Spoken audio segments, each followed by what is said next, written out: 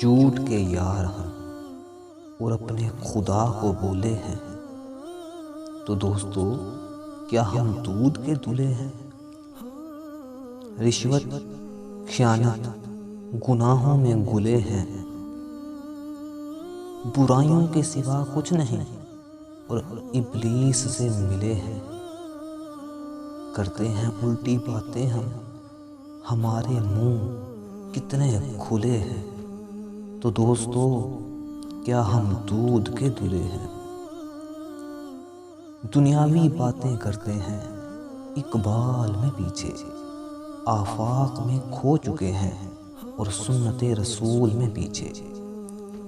صداقت، سحر خیزی، دیانت، عدل میں پیچھے، فقری، اخوت، امانت، کمال میں پیچھے۔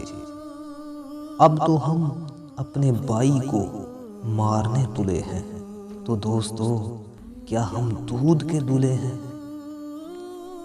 دین اسلام، حق صراع کو اب بلا دیا، ایک دوسرے کے اعتماد کو خود سلا دیا۔ رحمت کو، دارالایمان کو اب تو گنوا دیا، شرافت کو، رواداری کو پھونک سے بجھا دیا۔